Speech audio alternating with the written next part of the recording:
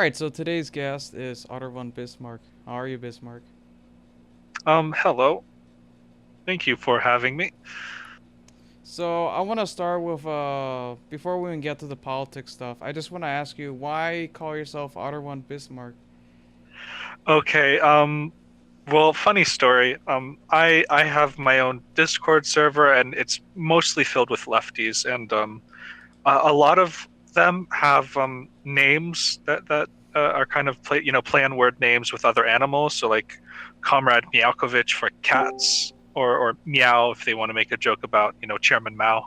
And some guy in the server came in with the name I believe was Comrade Otterskaya, and I just thought about actually Otter is a good name for puns like that. I wonder what other names I could come up with, and I eventually I came up with Otter von Bismarck, and I loved it so much that I decided to make that my persona online, and then a little bit after I got the custom profile image as well. The little otter with the Prussian helm and the big walrus mustache.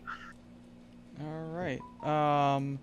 So I see you have the tag socialist. How do you define socialism, and why do you consider yourself a socialist?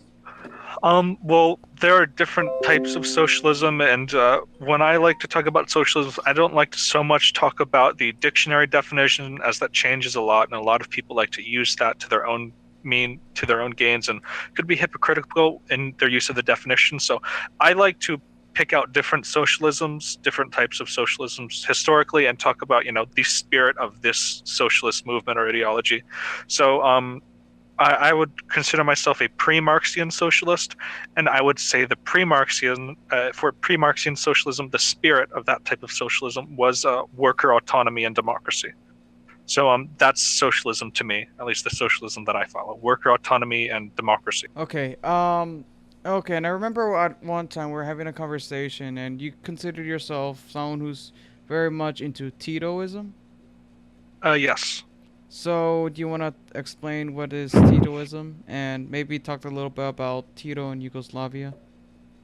Okay. Well, Titoism itself is a kind of ill-defined term.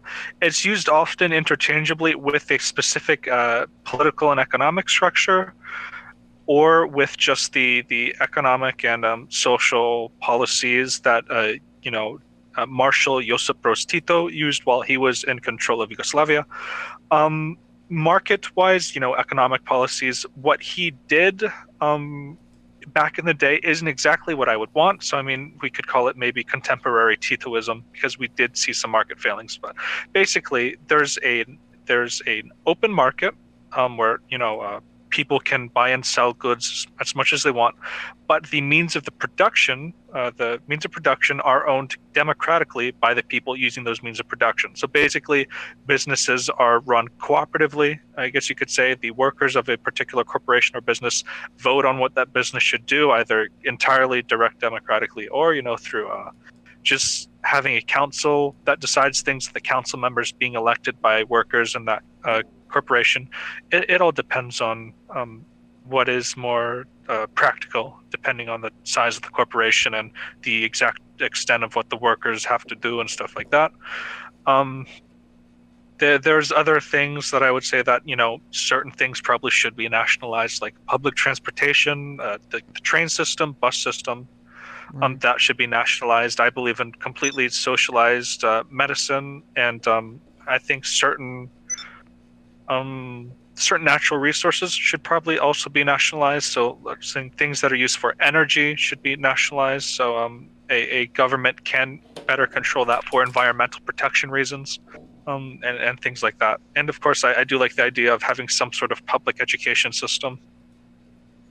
All right. All right. And And the social aspect is, I believe the saying there was unity and brotherhood, the idea of racial equality under the state, that all men and women should be considered equals no matter their standing by their state, and that the state should kind of perpetuate some kind of national unity between the populace, stuff like that. all right. Cool. Cool. Cool. So what is like your biggest criticism of the capitalist system? Well, I can make a lot of criticisms. Sure. I'll start out with the easier thing is the things that I don't really find a need to criticize because that'll be the shortest list, and then we can go into what I do need to criticize.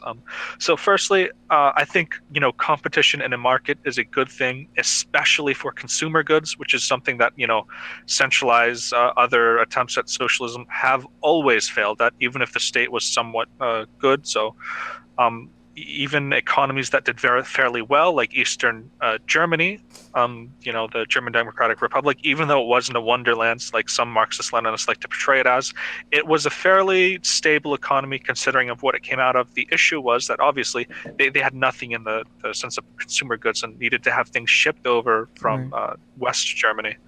The market with competition really does allow smaller businesses type things to kind of compete and gain footholds in the market without the necessity of a state getting involved with creating unnecessary bureaucracy and things like that.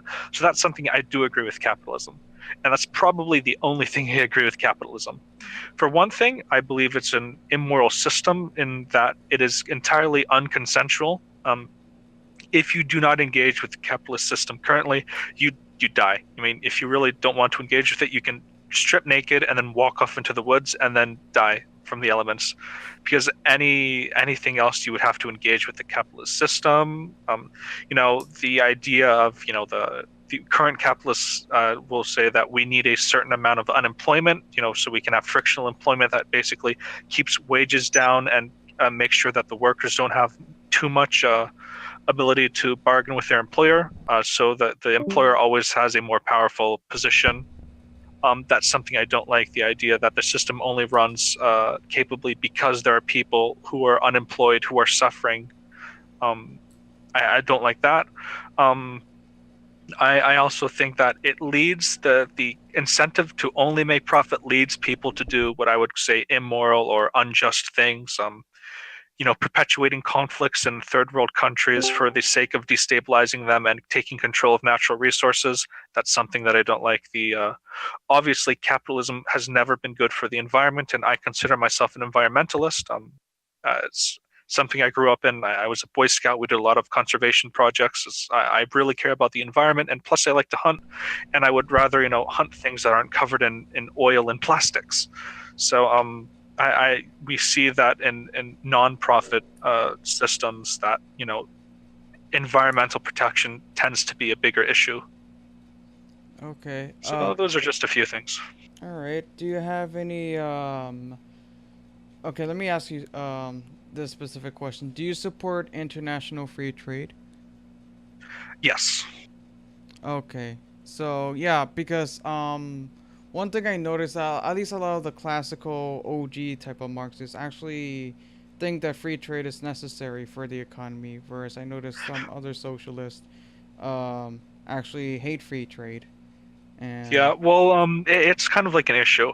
I think free trade should only be allowed and can only be considered just if it is on an equal playing field, and internationally, both parties are considered equal players.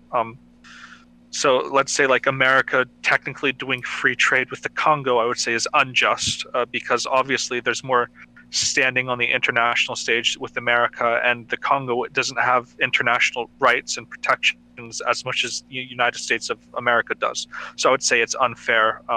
I would say it's an unfair, unjust global trade. So I want fair global trade where human rights and nations are protected. all right, all right. So, do you have any other criticisms of capitalism that you want to let people Um, know? I would say that at least currently, it's very alienating. The fact that through like this very competitive, not to say that competition is a bad thing, but this through this hyper competitive, dehumanizing system that people kind of we've lost humanity itself is kind of lost its understanding of our own self-worth. Like obviously the humanities are kind of funding the humanities are kind of laughed at. If you're a politician and that's one of your policies, you'll get laughed at for wanting to fund the arts. So like musical theater and classical art and music and stuff like that. People themselves tend to seem to not really function in the system very well. We have so many issues with mental health and stress disorders that I think can really be noted down to as being forced to exist in this very competitive, very dehumanizing system that a lot of people just weren't made to live in. And I think it's unfair that we should force them to live in it. Okay. And do you have any like strong criticisms of socialism? Obviously, I do not support a centralized system. Aside from not being able to produce consumer products very well, these ideas of having a command economy is extremely cancerous. The only way economy is made to function is as a bottom-up system where consumers, the people who need the goods, necessarily kind of lay out for the people creating those goods what is in demand, just by virtue of how the a market works. I think command economies flip that over, and uh, it's a very stupid idea to think that the state should be able to control what people need. I think that's a bad idea, and as dehumanizing as capitalism is. So I don't like that. I also don't like the idea of certain authoritarian, or what I would say authoritarian forms of government. This idea that I hear in a lot of, especially tanky communities of like Marxist Leninists and Maoists and people who consider themselves Stalinists, this idea that a representative democracy with open political movements and stuff like that. This idea that that's just like liberal moralism, and that's something that hurts the worker in some way. I don't like that idea. I don't like the idea of like a democratic. I believe they call it democratic centralism, where like a central party controls everything. I don't like that idea. I much prefer an open democratic system where people can form political parties, and when they form those political parties, they deserve to have representation in the state. All right, so you're not a fan of Cuba then. No, I would vacation there, but I probably would not support their government system. All right. Do you have any thoughts on anarcho-communism? Um, well, to me, I don't like anarchism in any way. I believe that it ultimately leads to feudalism in the way that it destroys any idea of a higher power that protects the rights of individuals. The idea that it can destroy that and then suddenly everybody will just get along, I think is very ludicrous, and I think it's a dangerous thought. Okay, but what about the people that argue that the problem isn't just capitalism, but it's the state? It's the state that creates all the problems because only Well, capitalism can they're only they're just wrong. That's all I would say. They're just objectively wrong. yeah. So yeah, cause like a lot of anarcho-communists like to call many socialist states state capitalism. So I would say that you can be a socialist like me that believes in a state and state authority over the common individual for protection of rights and some stuff, and then have criticism. Like I would use the term red fascism when we talk about regimes like Stalin's regime or Mao's regime. I believe Tito said that the Soviet Union was run like a big capitalist monopoly, and I would agree with his critique in that regard.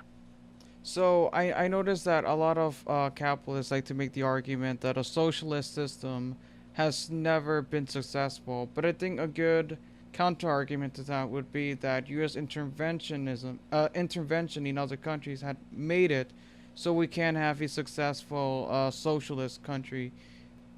Uh, I would say in some states, I obviously would not make the argument that every socialist system that has ever been tried has failed instantly because the evil U.S. government came in and fucked everybody up.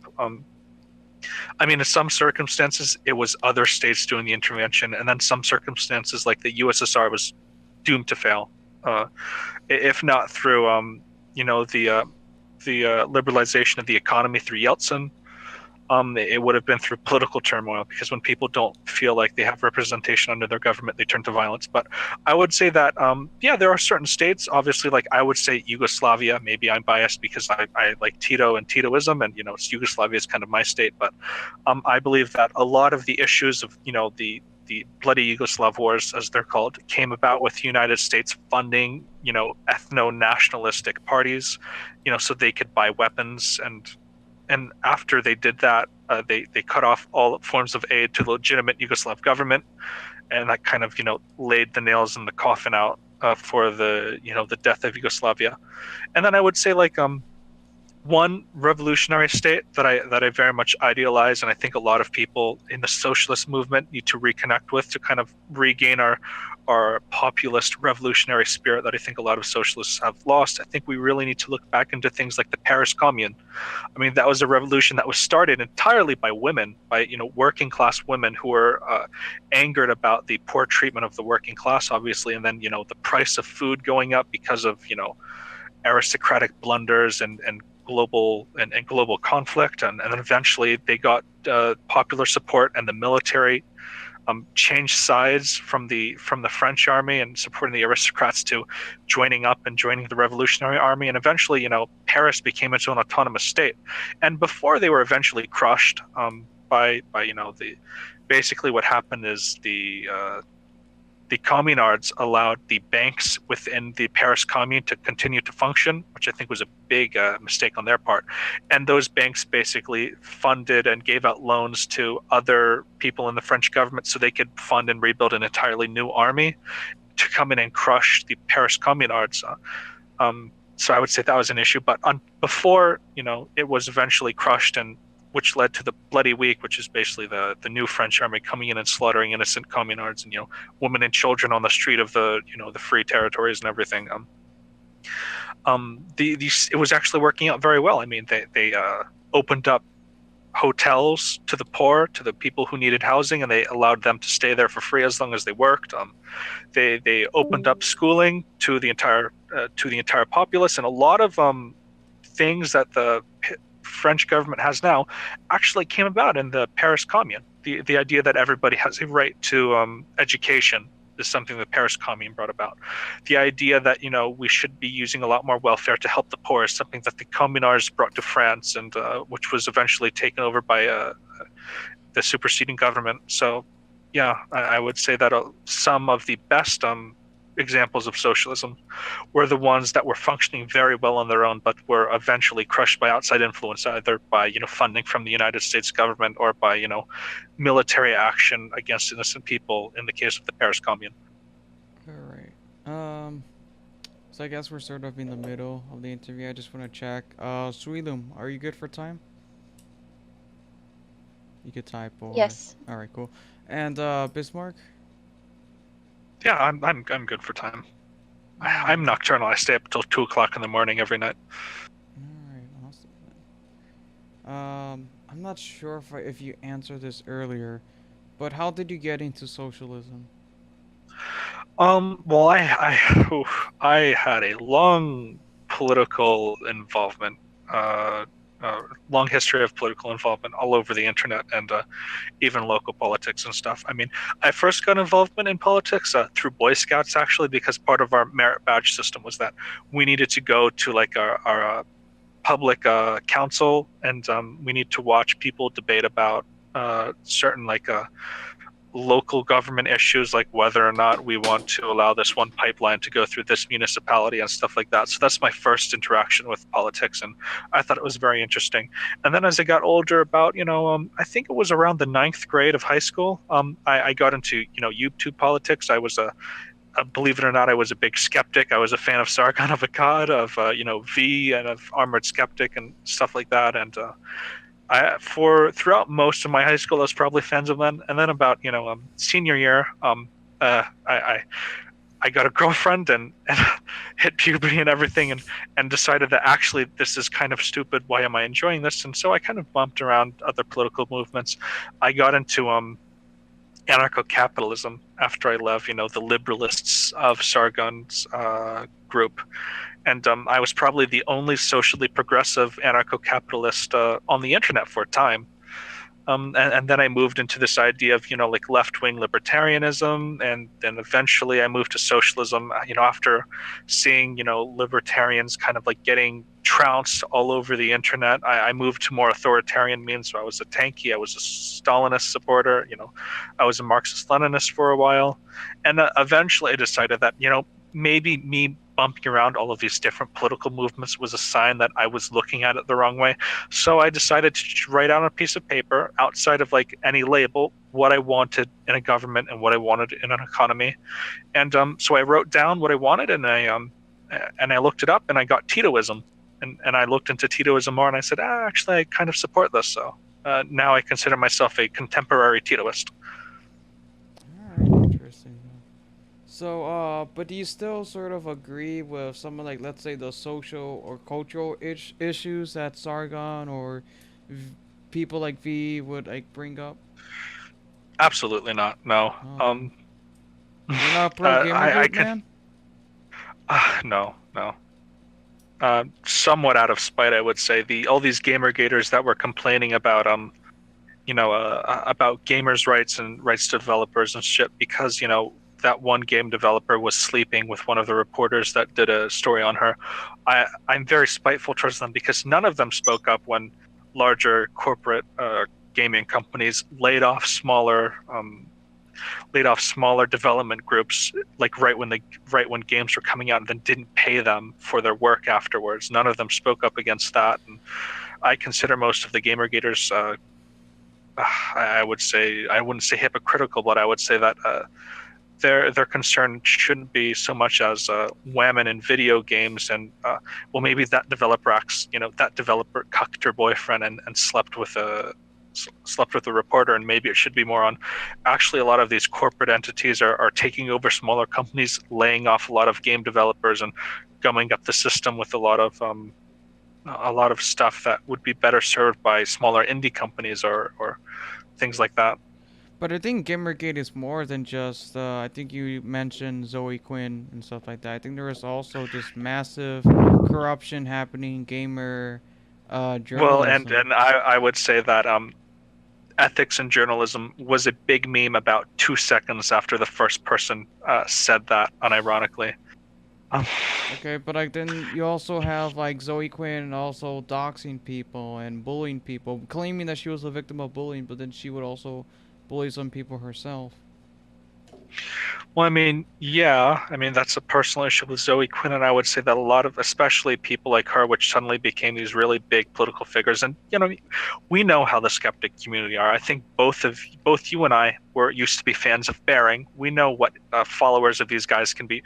We know they can be pretty very impolite and very immerciful, very without mercy when it comes to harassing the people our YouTube gods don't like. So I mean, I would say that a lot of her issues have to be with her getting way in over her head when it came to internet debate and stuff like that. And I mean, I don't fully defend all of the things she did, but I mean, it Okay. was obvious she was getting harassment and didn't know how to deal with that properly and did a lot of irrational things. I'm just saying, man, Western civilization is falling because a feminist decided to Oh yeah, touch I the mean, video like, did you games. see Battlefield 5? I mean, you can be a black woman in Battlefield 5. I mean, the Muzzies are going to take over because of this, and end Western civilization. What's your take on Noam Chomsky? Okay, I think that's a decent question. Noam Chomsky, I haven't looked into him a lot. I remember one quote that I read from him, and it was something to the effect of, "America isn't a two-party state. It's a one-party state with two factions." Yeah, I believe it was America's a one-party state, the corporate party with two factions, the Democrats and the Republicans. I think I do like his somewhat defeatist take on the American political system. It speaks to my inner edgy teen that I kind of killed once I left the skeptic community. So I would say that some of his things I support, but I don't know enough of his writings or some of the events and talks he's given to give a very good answer on that. I'll look into him more though, because he seems like an interesting figure.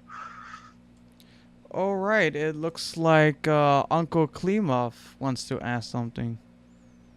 Okay. Hey, Otter, really quick, can you tell me about some of your interest in possibly joining the Foreign Legion and maybe answer a question that I've had that I haven't been able to get to, would that be inconsistent with sort of your anti-colonialist bent, possibly? I just wanted to. I'll Ooh, mute myself now. nice questions. All right.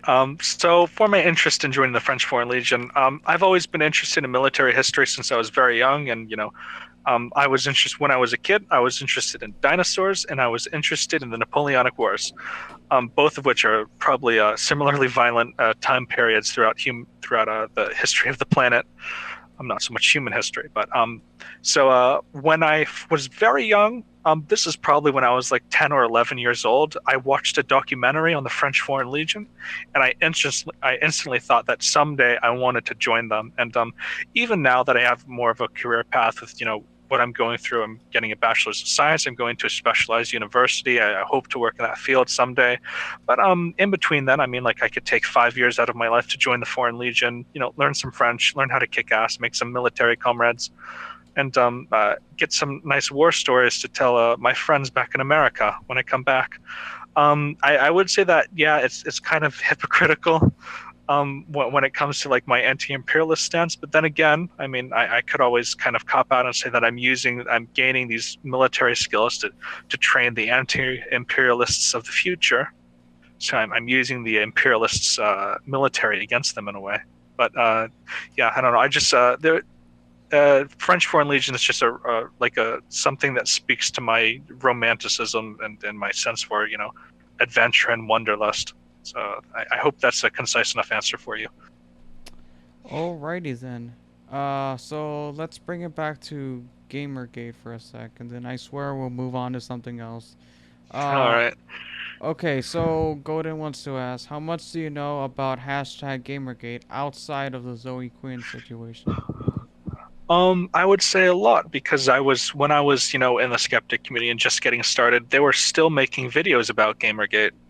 So I would say I was in the community around the downswing of it. So I mean, understand that there's a lot more outside of just Zoe Quinn, but I would say that the other things, the ethics in journalism and games journalism was mostly a meme the second somebody spoke that, and from whatever the good things some gamergaters tried to do, I think it was entirely overshadowed by people in the movement harassing video game developers that they deemed SJW or anti-Western culture, or harassing otaku journalists or shit on their like private social media accounts and stuff like that. So yeah, I know about it. I just think the good things that they did were overshadowed. Okay. Her Socialismus Kaiser, I hope I'm pronouncing that right, wants to know if you've read any Marxist literature. Yes, I read the Communist Manifesto a few years back, and Hey.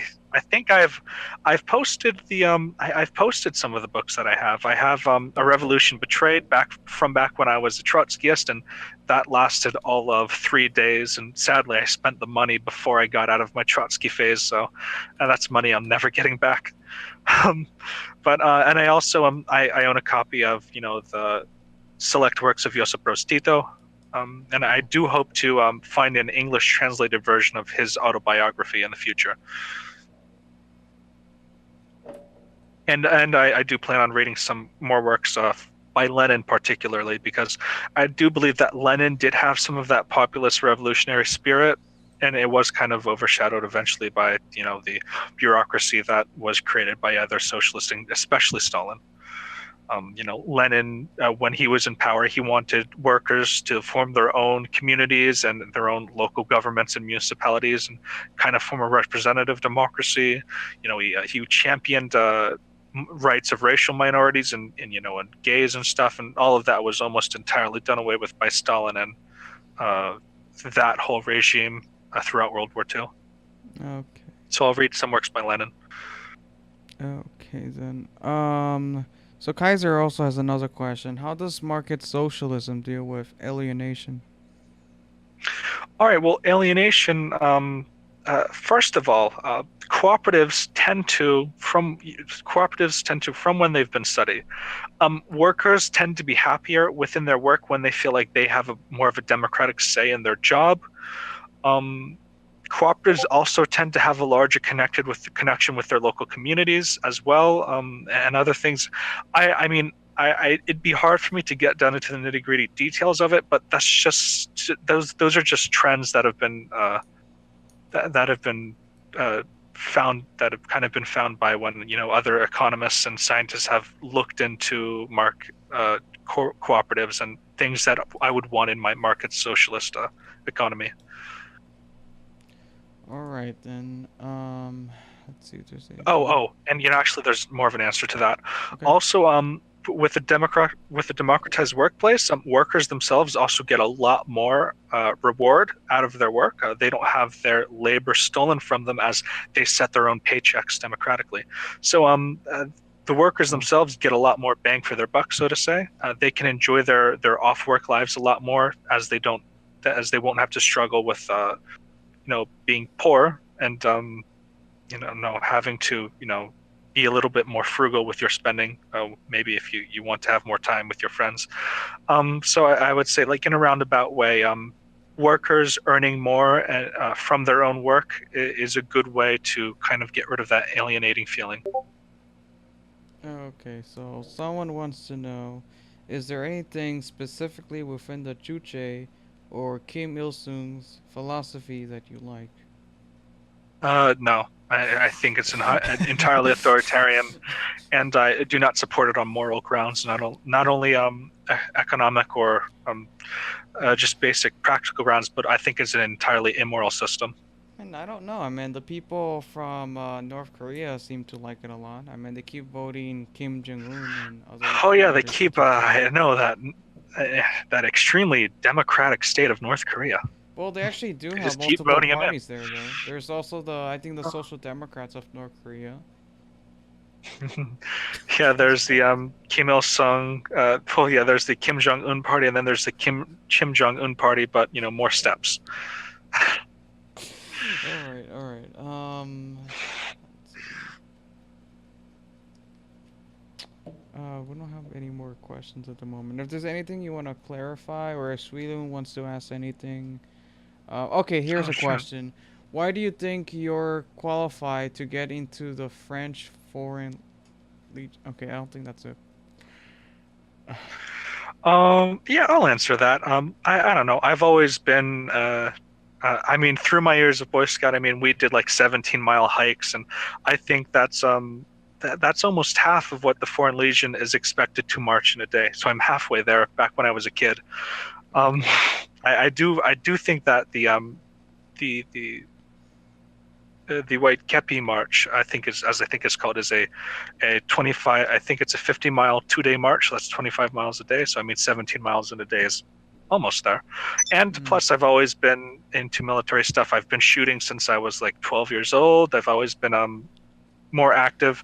I do obviously have to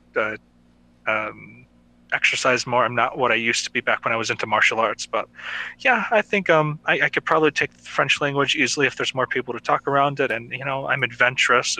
It'll satisfy my wanderlust for a few years. So yeah, I think I'm fairly qualified to, if I work hard enough towards it, join it. Okay, oh, here's an interesting question. What is your response to the alt-right conspiracy theories about the Jews? I think they're asking about the Jewish question or Jew. Jewish question? I don't know. I mean, I don't know. Maybe I'm biased. One of the only alt-right people that I had a formal debate with, who openly talked about the Jews, he said that he knew what the Jews were doing because he followed a lot of Jews on Facebook and read their posts a lot. So I would say that it's just hogwash. I mean, it's bullshit that humanity should have moved past a long time ago. I mean, we already suffered the Holocaust. We already suffered World War II and the Nazis' rise to power. It's just sad that we have to go through it all again. Okay, here's a good question. What was Marshall Tito's biggest flaw? His biggest flaw. I think one of the flaws is he was very homophobic, but he was also a deeply religious man, and I understand the time period. I mean, religious people back then tended to also be homophobic, so that's something I would say was a big flaw. I mean, a lot of people point out that he's a womanizer, but I think that's pretty based actually. That a guy that old was still getting some just by his charisma that he had. I would say that he had a lot of OCD. I would say maybe not that he was a doctor said, hey, you have OCD. But I mean, he really liked to micromanage his system. And by doing that, he didn't allow it to work out its own kinks before he sadly passed away when he did. So I think those are a few of his flaws. He was homophobic, and I think he didn't have enough faith in his own economic policies. Well, it's kind of easy. It's kind of easy to be a womanizer if you're the supreme leader, though. Oh well, yeah, the supreme leader has to. Well, yeah, supreme leader of North Korea has to do it by convincing his people that he's a god. Tito just had to do it by he was extremely charismatic and rode out horses a lot. Apparently, from what I've read through some biographies of him, one of the things he would do is he'd take out he'd pick a woman that he wanted, he'd take her out for a horse ride and a picnic, and almost instantly get her to sleep with him out in the open, just out in an open picnic field. So I wouldn't say he didn't have to convince him he was a god. He was just very popular with the ladies. I assume socialist revolutionaries find it very easy to get women to sleep with them. It's the romantic side to things. Yeah. Hey, and to all of you, right-wing libertarians. I mean, I know a lot of you are dealing with not being able to get any girlfriends. I mean, hey, there's an answer. Become a leftist revolutionary. It's hot. Ladies love it. I know that's a bit sexist. I shouldn't be joking about that. Impolite of me, but if that's what they're really having anxiety over, then become a leftist, get some ladies, or try dudes. Yep, I'm definitely gonna clip that as Ottervon Bismarck's dating tips. Okay, let's see. Oh boy. Okay, this is a good one. What went wrong after Tito's death and the dissolution of Yugoslavia? All right. Well, for the dissolution part, I mean, I would say, like, there's a huge Yugo-nostalgic movement in the past. I mean, well, not in the past. Currently, I mean, I believe the political movement was called After Tito, with a big question mark at the end. Trying to say that there is no after Tito and that his spirit would live on in Yugoslavia.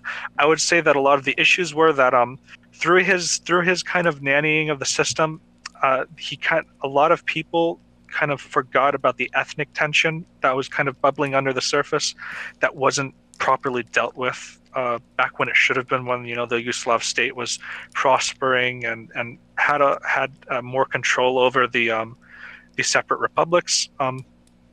I would say a lot of the failings are that Tito had a personal successor he picked out. I believe I'm pronouncing it right. I think it was called Rankovic. And the issue was that as Rankovic wanted more central power to deal with political turmoil. Obviously, he was pro-democracy, but he did believe in the power of a federal government. And the person that got installed instead was a guy who was extremely for separate republic power, and he was also very corrupt. The idea was that these separate the people in the smaller republics would gain their own political power, and they'd also invest a lot into these cooperatives, and so they'd use their own state power to kind of form these mini centralized systems where every republic would have a centralized economy, but instead of it being kind of all controlled by the federal government, it was all these separate republics controlling it. And so they reworked the economy to just work in their own interests. And obviously there were issues with especially ethnic nationalist groups taking power with American funding and creating a lot of conflict that was probably the main thing that led to the downfall of the Federal Socialist Republic of Yugoslavia, or actually Socialist Federal Republic of Yugoslavia. Okay. Right. These racial nationalist groups were able to take power and kind of slowly take apart the Yugoslav government. Okay, so this is a comment, not really a question, but I'll say it anyway because we were both tagged. You say Lenin wanted small communities that self-govern, but he literally abolished the Soviets and the Soviet democratic system from where the user got its name, the Council of Democracy. All right, so looking into the history of that, a lot of what he did was pressure from his party, especially he was an ailing man, and I think he also suffered from the idea that he didn't have enough faith in his own you know council system.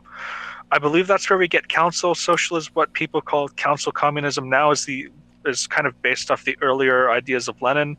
Of course, there was the fear of being invaded by other nations that led to it. When I say Lenin's ideas, I do mean his, talk about revolutionary Lenin back when he was doing the, arming the workers, allowing them to create their own councils, stuff like that. Not so much later period Lenin, where he kind of had to kowtow to the other people within the party, and I would say that's another that would be another critique of the of a democratic centralist system. The idea that inner party members kind of have to deal with their own inner struggles without the without the idea of the democratic support of the people themselves.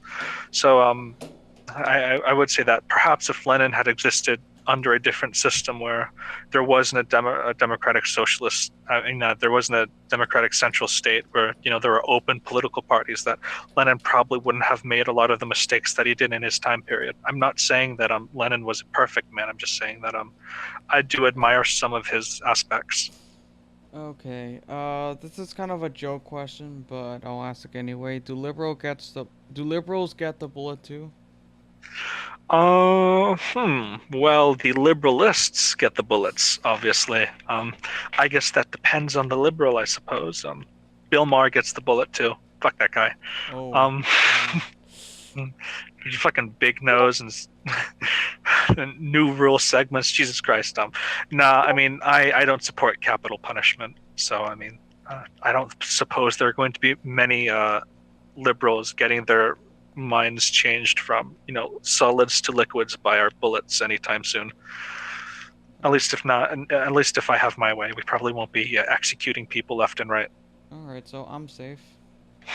Yeah. Okay. Shit. So if we don't have any questions yet, maybe Sweeloon can ask her questions since she was also asked to host this. Yes, Wheeler, you're free to speak. I didn't know that I was supposed to ask questions. You don't have to, but just. Well, all right. Well, I heard a lot of good points, but you know me, I like to try to argue for both sides, even if it's a side that I disagree with. How would you consider in the socialist system the human condition or human nature, that is, if somebody were to lay in bed all day and not want to go to work, they'll still be getting money from the government, and we see that happening with welfare is kind of broken. Well, I mean that depends on what welfare. I mean, I think sarcastic. For anybody who listens to this that don't know who sarcastic is, he's a German.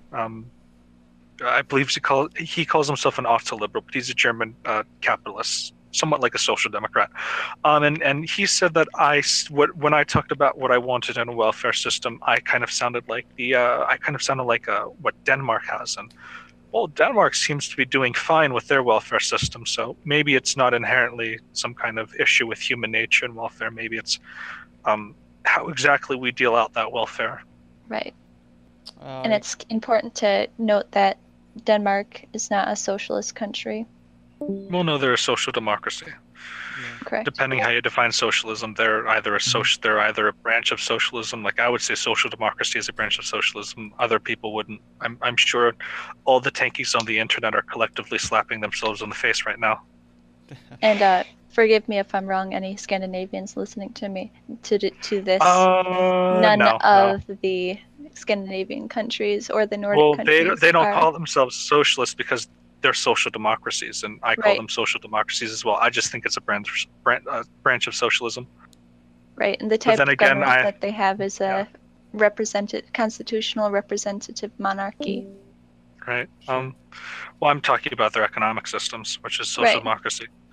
Okay. I would say that, yeah. I mean, However, I as a filthy revisionist, who believes that market socialism is real socialism, I think I'm probably more liberal in what I label socialism, because I come from a background of like Proudhonists and mutualists and stuff. So a lot of people wouldn't say the Paris Commune was technically a socialist revolution, because they had democracy, and they obviously had ideas of mutualism where the capitalists could live and work in the system as well. But I'm just more liberal in what I label socialism.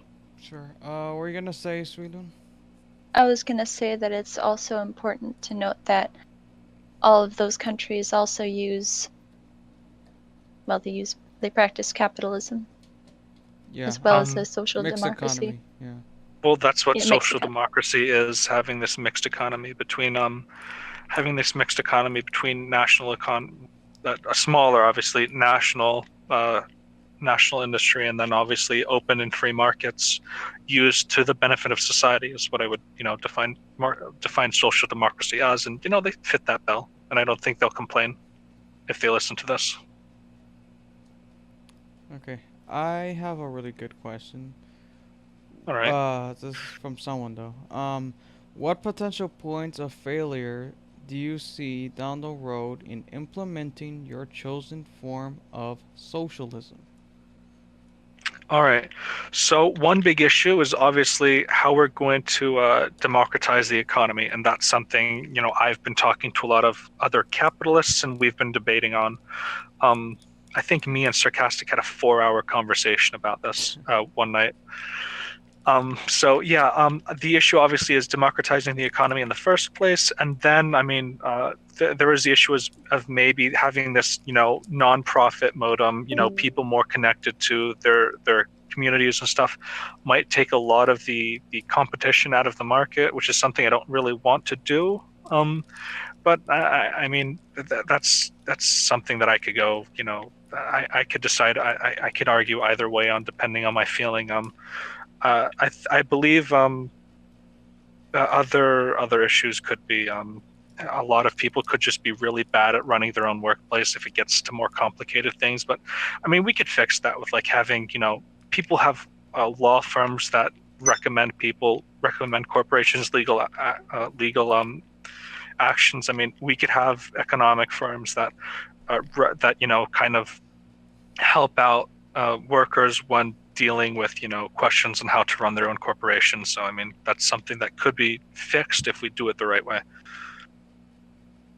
And then there is the issue of maybe other capitalist nations might not want to trade with us, because obviously we're evil socialists and they can't have us succeeding on the global market. But I mean, I as far as I'm concerned, I'm sure that most of Europe and the Nordic states would be perfectly fine with dealing with a democratically run, market socialist economy. That's but to get in deeper in that's actually an issue. It's a very unfair argument that a lot of socialists make when they talk about, well, the Soviet Union or Cuba failed because it was cut off from the global economy and nobody wanted to trade with them. A lot of that has to do with the fact that those countries also had violent military coups and uprisings and executed a lot of foreigners, especially in the Soviet Union during the revolution. And I'm pretty sure any state would be salty if their citizens started to get executed by socialist revolutionaries. So I mean, the way to remedy that is obviously to not be crazy, violent people that kill a lot of innocent foreigners, and then also to make yourself a contender on the global market so people want to trade with you and see a benefit out of doing it. So this is the question on the French Legion. A lot of questions about that. Yeah, considering like a lot of like the people who join the French Legion end up getting cut like during training, like what would you think like your option decided to like give up your like whatever you were doing in the States to try and join the French Legion and for it to fail? Well, personally, I don't think it will fail because I've actually looked heavily into the requirements to join, and it's like honestly, it's like a basic physical training where you have to run a certain amount of laps and under like 12 or 17 minutes or so, and then you have to do like a basic like I wouldn't say IQ test, but like I believe one of the trainers I've heard speak about it was that if you're dumb as a mollusk, you're not allowed to join, but if you generally it should be an easy test to pass. However, my plan is to get my degree from university and then go to the French Foreign Legion, and plus my university has a special employment program that you can use even after you've left and you haven't been there for a few years. So I don't think I'll have an issue with employment as long as I get my degree before I join the French Foreign Legion. Okay. Thank you. Okay, let's Did see you have what. a good day? Sorry. I had a nice day. I went out to Walmart and I got myself a really big canister of hot chocolate powder. And I got some nutmeg cream. It's very All right, nice. No further questions. I Alright. actually do have a follow-up on that. What is your favorite brand of hot chocolate? My favorite brand of hot chocolate. I really like Swiss Miss dark chocolate. Hot chocolate. That's some really good shit. I love that. You know what? I think that's good enough. We could just end it here. All right. Well, alright. thanks for the Q&A and all the interesting questions and everybody. I hope anybody watching it finds this interesting. And have a nice night to all of you guys.